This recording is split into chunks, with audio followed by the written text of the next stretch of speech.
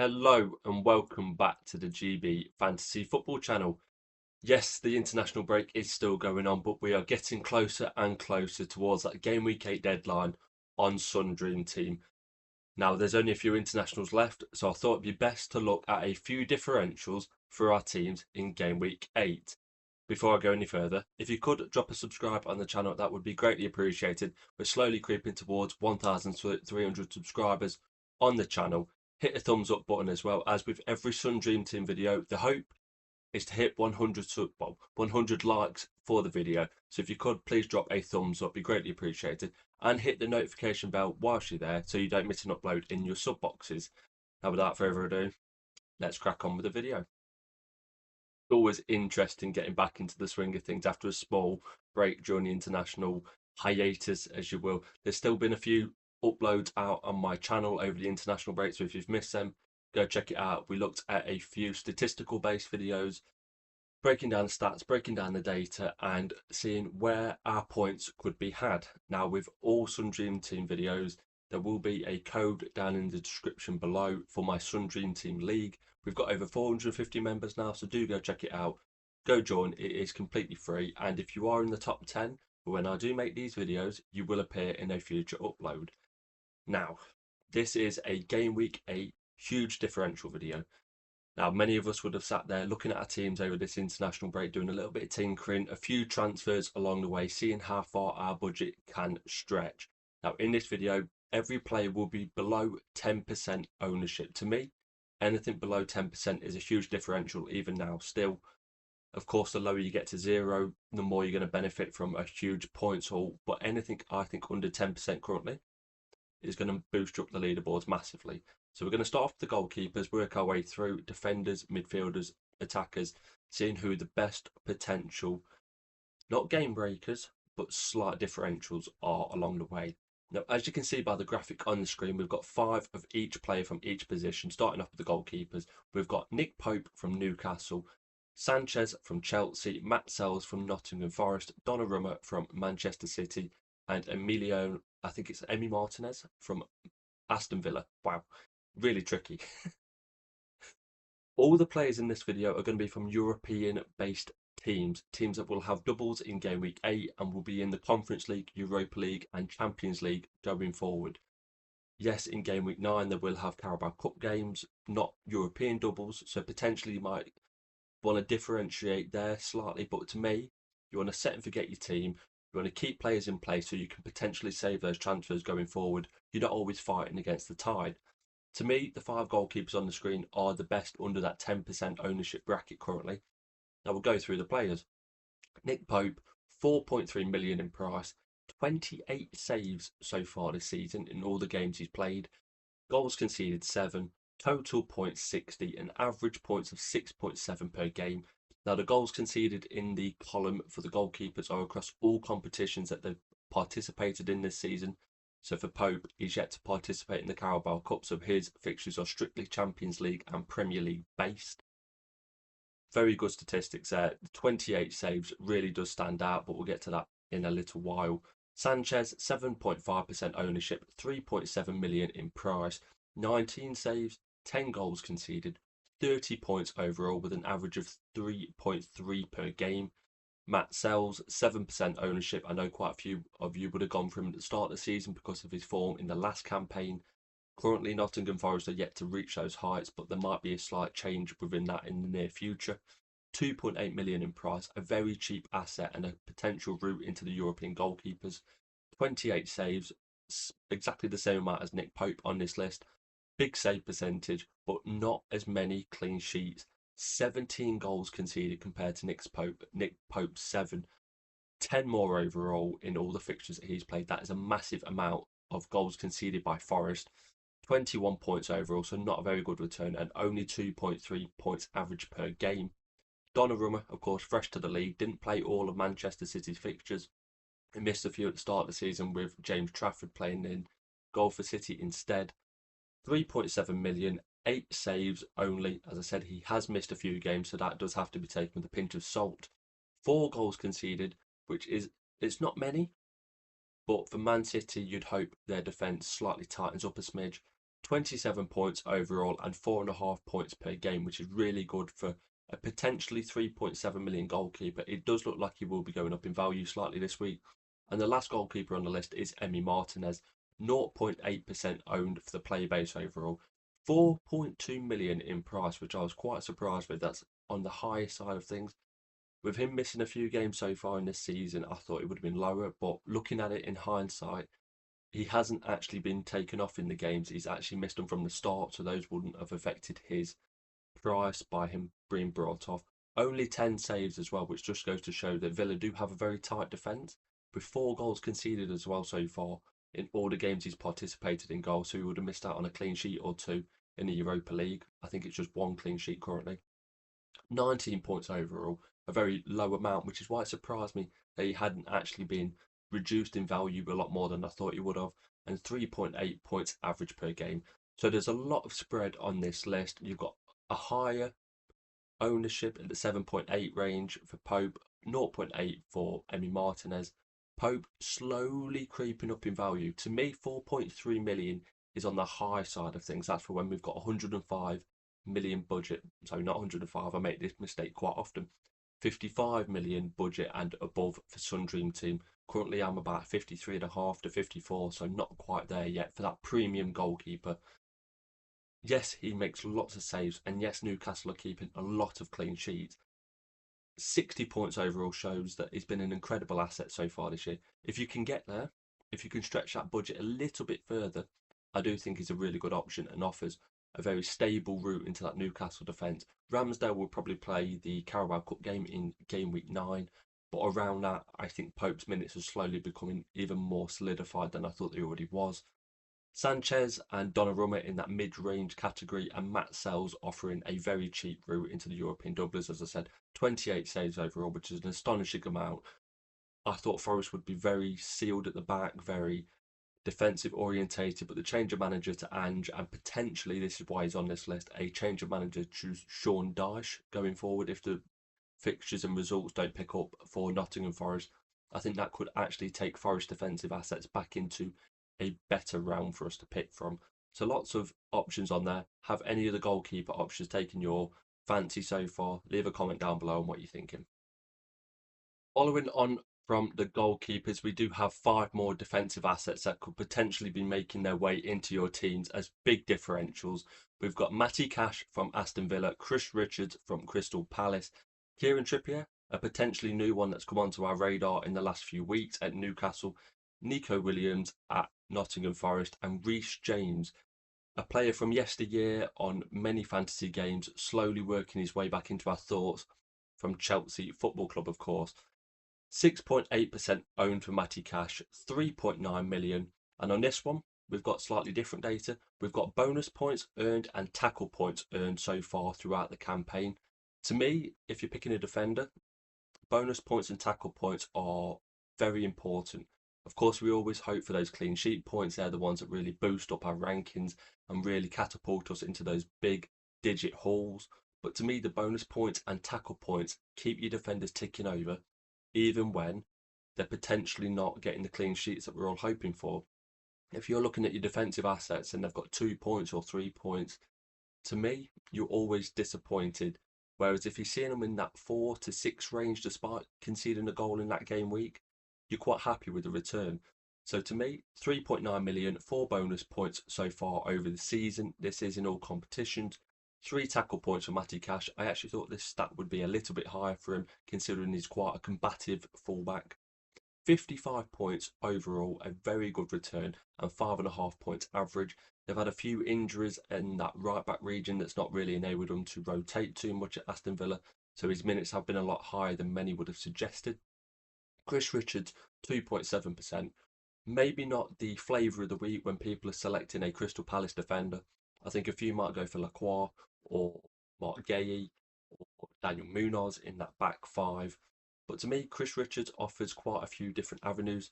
4.1 million, slightly creeping up into that, I wouldn't say upper premium price range, but certainly a more premium asset for what it could potentially give us as a defensive option. Only 3 bonus points across the season, 7 tackle points. Now that stat does not surprise me. If you do play FPL, you'll know Chris Richards is very good for DEFCON points, and it does translate very well into Sun Dream Team as well. 55 points, very solid Crystal Palace defence so far this season, and 6.1 points per game is an astonishing return for a right-sided centre-half. He offers a bit on the attacking front, but he's mainly there to pick up the points, be a option in that Crystal Palace defence, and I do think even though he's 4.1 million, he should be definitely in our thoughts. Kieran Trippier, 3% owned, 3.9 million, 5 bonus points, only 3 tackle points, but 46 points overall with 5.1 points average per game. Got there in the end. Now, Kieran Trippier wouldn't have been on our radar several weeks ago, but the injury to Tino Livramento and the hamstring injury to Lewis Hall has definitely brought him onto our radar. It was an incredible fantasy asset about 2-3 years ago when Newcastle's defence was very similar to how it is this season. It's good, it's strong, it's stable at the back. They're not conceding many goals at all. I think in the Premier League they've got 5 clean sheets out of 7 so far, only conceding to Liverpool and Arsenal. So if memory serves right, that is. Unfortunately for Trippier, he doesn't have the free kicks and the corners that he once did. I think Sandro Tonali is taking them at Newcastle. But only 3.9 million. I had Tino Livramento before he got injured, and he was in that 4 to 4.5 million range. He fluctuated as Newcastle's defence picked up points. So to get an asset that's probably going to play quite a few minutes, I wouldn't say he plays every minute. I think they can have that 3 at the back, 5 at the back, whatever you want to say. It's going to be Elanga maybe as a right wing back, even Jacob Murphy, that is, as a right wing back. Dan Burn as a left-sided centre or half, maybe even Dan Burn as a left wing back at times. It's not ideal, doesn't offer much mobility going forward. So Trippier isn't guaranteed minutes per se, but he's a very good option. Nico Williams, similar to Matt Sells, 5.4% ownership over the overall player base. 3.3 million in price, a very good return. Of course, with all the players on today's list, you will have to go and check to see how many points they earned in the previous week, because they are all subject to change price wise, going up, going down. I think Nico Williams picked up 4 or 5 points, so his price should either stay stable or go up 0.1 in value, which is a really good return for only a 3.3 million asset. I transferred him out last week, or the week before, I should say, when he went away to Newcastle, thinking they'd ship a lot of goals. They shipped 2, but he still had a semi-decent return. 7 bonus points overall, a very solid return for such a cheap player, that is, a very cheap route into the European doublers. 10 tackle points, dark green on this list. And for the keys across dark green is exceptional. Red is towards the bottom end of the scale for reference. Only 37 points, 4.1 points average per game. It's an okay player. It's that lower price range. If your budget's being stretched by your attackers, Nico Williams, very good. Potential cheap enabler in that back line.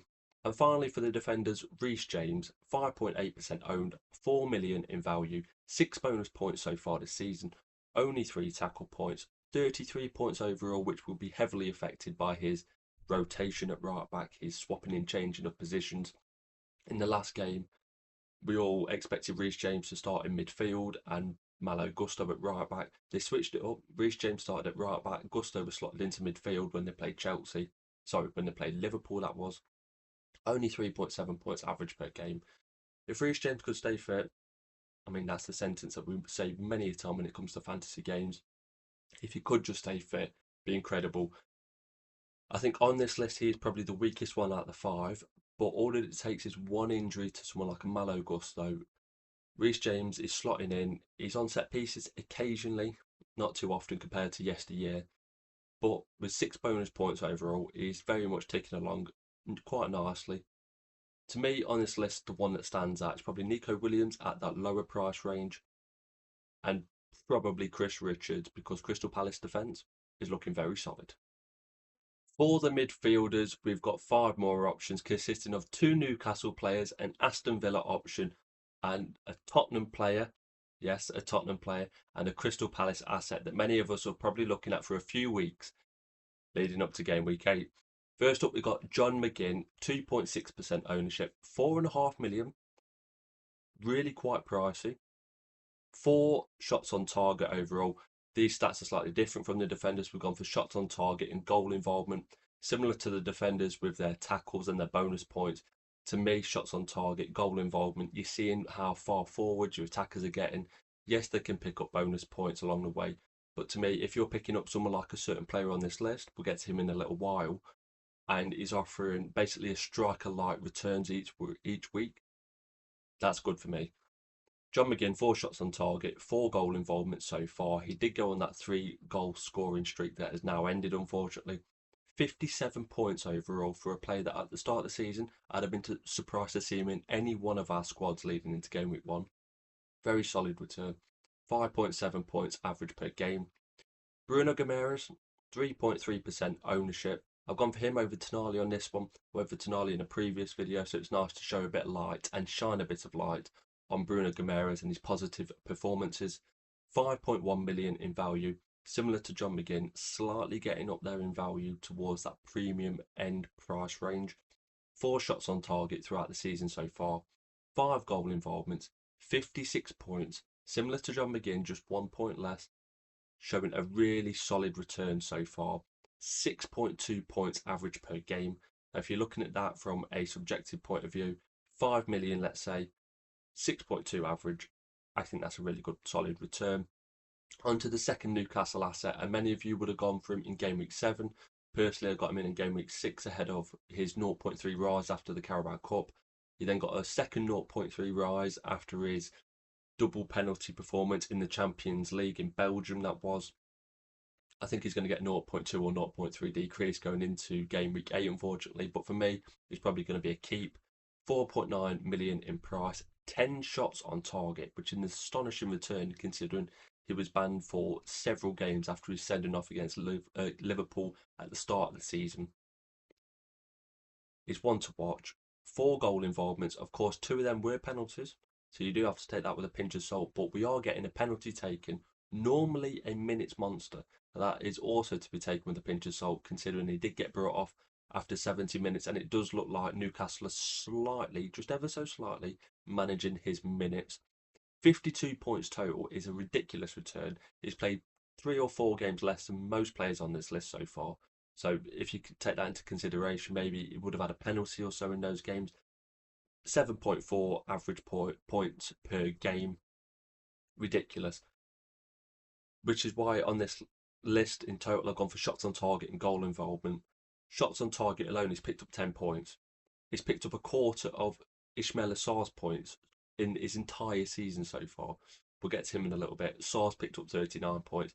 Gordon's picked up 10 points just from shots on target alone. Ridiculous.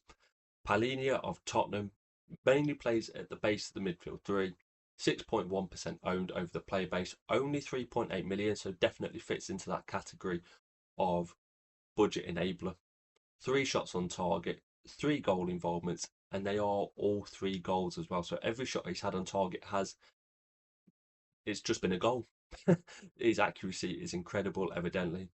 51 total points so far. Just slips into that medium category for me under Anthony Gordon. Of course, Anthony Gordon's 52 points are a lot less games, a lot less availability. So Palhinha and his 51 points don't quite make it. 5.1 points average per game, so a very steady Eddie in our midfields potentially. And the final midfield asset is Ismaila Sarr of Crystal Palace. Only 2.9% owned, 4.3 million, so a little bit more expensive than Palhinha, but a lot more attacking threat. 4 shots on target, 4 goal involvements, 39 points in total, and 6.5 points average points per game. I think he would be in a lot more teams if it wasn't for his injury several game weeks back. Personally, I went for Kamada as a Crystal Palace midfielder. I know many of you would have gone for Yeremy Pino, maybe even a Mateta if you've got him in the 3 striker formation. But I think Ismaila Sarr, if you're going for more of a midfield-like setup, offers a really good route. He did get brought off early in the last game, I believe, and he started on the bench for the Conference League as well. So they are still managing his minutes after coming back from a pretty difficult injury that he had in, I think it was Game Week 4 or 5. Correct me in the comments down below if I've got that one wrong, Palace fans. But he does look, I actually think he got injured and booked for simulation and diving when he did get injured. Can't remember what game it was though. He's a really good asset. He's always going to play in one of those number 10 roles behind Mateta. Of course, you've got Eddie Nketiah, who could potentially play in one of the 10 roles. Kamada's played there. Jeremy Pino's played there. They've got a few other young lads like Deveni and Esse has played there, but he's very much going to be shifted out of the picture now after quite a few poor performances. So Sarr, to me, is always going to get in the box. Got a great assist against Everton in the last game week, I'm tempted to say it was. Just a really good, solid asset for me. On this list of players that stand out, you've got to look at Anthony Gordon's shots on target, 10 overall so far. You've got to look at McGinn and Bruno Guimaraes' total points, midfield generals, minute monsters, picking up points left, right, and centre, and very much dominating their midfield. And then Ismaila Sarr. If Crystal Palace can keep up this incredible form that they're on, yes, they did lose to Everton, but overall, Palace this season, what a joy to watch. The final set of 5 players for today's video are the attackers. Now, I can't lie, in each one of these differential videos, finding the differential attackers under 10% ownership is extremely difficult. I think in the last video that I did, it was Gesson from Aston Villa that snuck into the list. At the time, he wasn't playing, and since then, he's actually looked a lot better. It was questioned in the comments by a few Aston Villa fans, and I'm going to throw in another Aston Villa curveball in this one today. Cody Gakpo, 6.4% ownership, 4.5 million in price, 5 shots on target, 4 goal involvement, 49 points overall so far this season, and 5.4 points per average. Now, I'd be intrigued to hear from those of you who have done it already and you've got rid of Mohamed Salah, who is your Liverpool attacker, if you have one, that's kept his place in your team so far? That would consist of a Gakpo, an Ekitike, an Isak, maybe even a Gravenberch for that midfield role. To me, Gakpo's position on the left, as well as Salah's on the right, is slowly becoming more, not, I wouldn't say nailed, but he's played a lot more minutes. And I think they like the structure of Gakpo on the left rather than forcing a Florian Wirtz out there, like myself included, thought they would do at some stage so far this season. He picks up goals. He got a goal against Chelsea in the last fixture. Alexander Isak, who is also on this list, picking up the assist in that game. Mateta, 7.5% ownership. As I mentioned in the previous segment with Ismaila Sarr, I think a lot of us will have at least one Crystal Palace midfielder or attacker in our teams currently. 4.5 million, 12 shots on target is a ridiculous return. Yes, he's played lots of minutes so far this season, and Oliver Glasner has openly come out and said he needs a rest at some point. And with Eddie Nketiah coming back into the team, doing well, scoring goals, his rest could be on the horizon, which is the only slight thing that would put me off him. Only 3 goal involvements so far this campaign, 43 points overall, and a 4.8 point per average return. Donyell Marlon, 0.8% ownership, 2.3 million in price, a ridiculously low price. Many substitute appearances at the start of the campaign have just made his price plummet. I think it was 3 or 3.5 million before the start of game week 1. So those substitute appearances have really done a number on his overall value. But for 2.3 million, what can we get in this game? You can't even. We struggled to get a goalkeeper at the start of the season from Sunderland, Leeds, or Burnley for that value.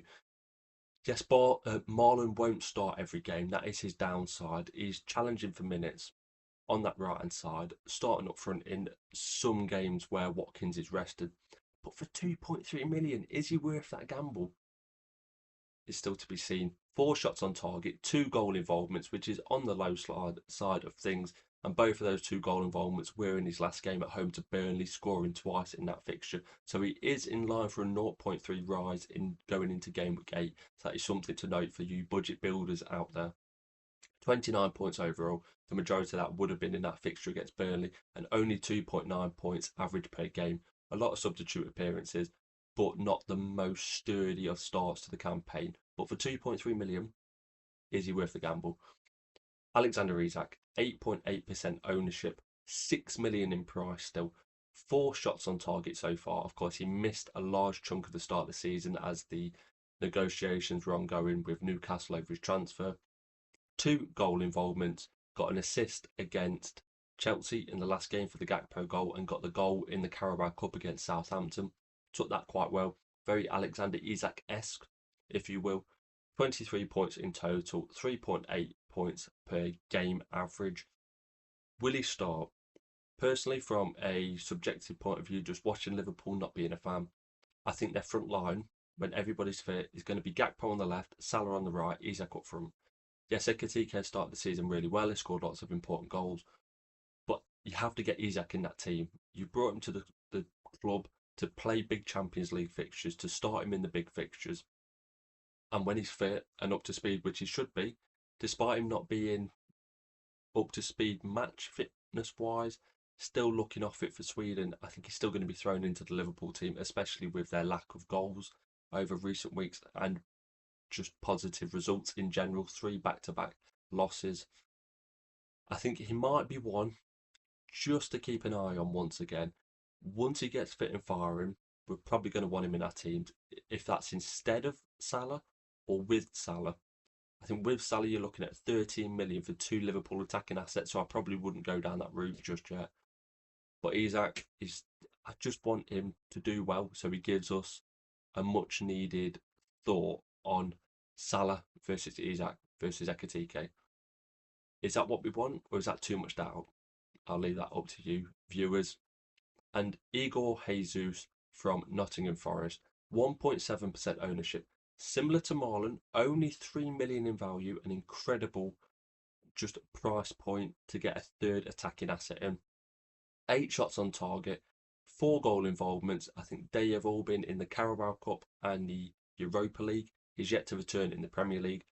Chris Wood tends to get the Premier League minutes, and Igor Jesus plays in the cup competitions. It reminds me a little bit of Nkunku last season for Chelsea, where he scored loads of points, and you looked at his price, and it was 5.5 million, and he barely stepped foot on the pitch in the Premier League. But because he did so well in the Conference League, it pushed his price up.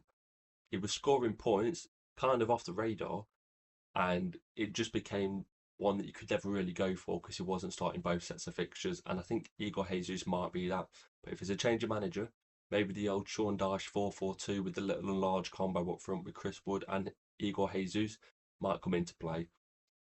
42 total points, so a really solid return for someone who's not been starting every minute of every fixture. And 4.7 points average per game. Once again, a non-starting player who's getting 90 minutes, but maybe a cup competition monster. With the Carabao Cup coming up, yes, Forest are out of it, unfortunately. If Forest was still in that competition, I think he would be not a must, but he'd certainly be on our radar a lot more than he is. You've got the Europa League in game week 8 with the Premier League. It's just a shame Chris Wood's still plodding along. He hasn't scored himself since game week 1, I believe. And Igor Jesus, just 3 million. Can you go there? To me, the players on this list that are currently teetering on the maybe section are Cody Gakpo, a much cheaper route into that Liverpool attack, mind you. If you don't go in for Salah, you're saving 2.5 million on him. And that is with Gakpo probably getting a price rise this week and Salah getting a 0.2, 0.3 decrease in value. And Daniel Marlon, if you're getting 90 minutes to 130 minutes over a double game week for 2.3 million, I think that's worth the punt. So that does indeed conclude today's Game Week 8 Big Differential video. Leave a comment down below on if any certain player or players in this video have caught your eye and potentially changed your transfer plans ahead of the deadline this weekend. The international break is nearly over and I can't be any more thankful for seeing the back of it, to be honest. My socials are in the description below. We've got TikTok, X, Instagram. Go check it out, all that good stuff. Don't forget to leave a subscribe on the channel as well. We are approaching 1.3k, 1,300 subscribers. We're getting bigger on the channel and thank you very much for the support. Don't forget to drop a thumbs up, see if we can hit the 100 target as always on the Sun Dream Team videos. And the bell notification is completely free. Don't miss an upload. There's plenty of good stuff still to come. Now thank you very much for watching. You'll be seeing me in a new video very soon.